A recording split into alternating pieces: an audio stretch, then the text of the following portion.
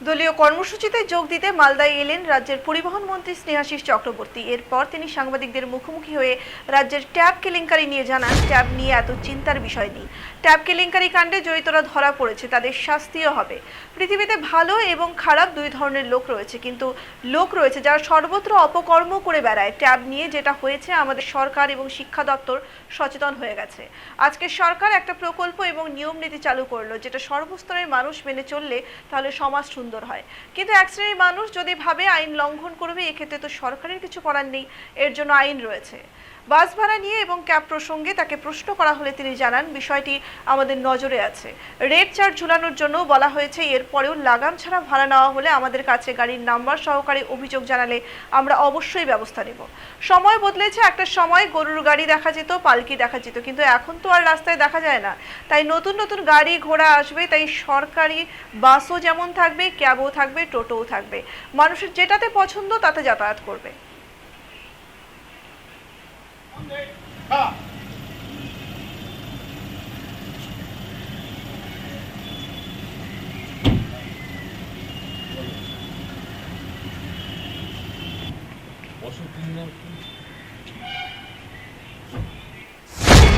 দেশ জুড়ে, সারা পৃথিবী জুড়ে যে ভালো খারাপ সব মানুষই সব সর্বত্রই রয়েছে। সেখানে যারা খারাপ কিছু লোক আছে সর্বত্র তারা এই ধরনের অপকর্ম করে বেড়ায়, এবং সরকারি প্রশাসন সেগুলো খবর পেলে তাদের শাস্তি বিধানের চেষ্টা করে। তো ট্যাবে যেটা হয়েছে, আমাদের এডুকেশন ডিপার্টমেন্ট সরকার সচেতন হয়ে গেছে। এটা মানুষকেও তো ভাবতে হবে। আজকে সরকার আইন করলো, একটা প্রকল্প চালু করলো, কিছু নিয়ম নীতি করলো, সেটা যদি সর্বস্তরের মানুষ মেনে চলে তাহলে সমাজ সুন্দর হয়।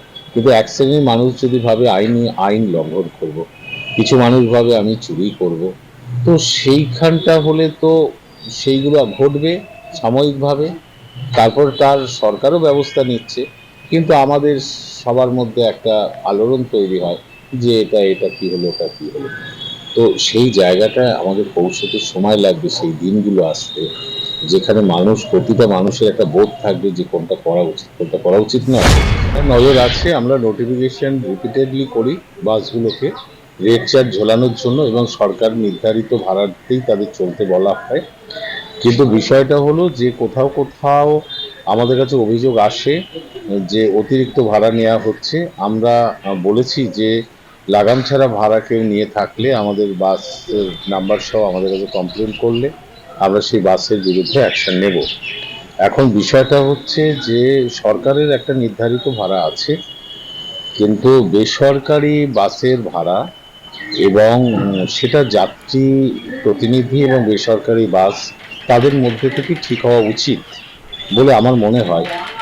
কিন্তু কোনো সময় আমাদের মুখ্যমন্ত্রী 2020 সালের আগেও এরকম কথা বলেছিলেন, কিন্তু বাস অ্যাসোসিয়েশনগুলো তারা নিজেরা একমত হতে পারেনি, যে যার ইচ্ছা মতো ভাড়া নিচ্ছিল বলে সরকারি ভাড়াতেই এখন লাগু আছে।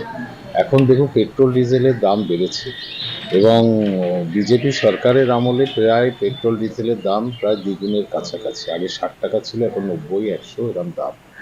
এই অবস্থায় সরকারি বাসে 5 কিলো পার কিলোমিটার কস্ট এটা ওঠে না, কিন্তু সরকার তো সাধারণ মানুষের জন্য ভর্তুকি দিয়ে আমরা বাস চালাই, কিন্তু বেসরকারি বাস মালিকদের প্রফিট না করলে তারা চালাবে কেমন করে? সেইখানে একটা কিন্তু সমস্যা আছে। ফলে কোথাও কোথাও যাত্রীরা বেসরকারি বাসকে 1 টাকা 2 টাকা বেশি দেয়, সেটা একটা অ্যাডজাস্ট হয়েছে।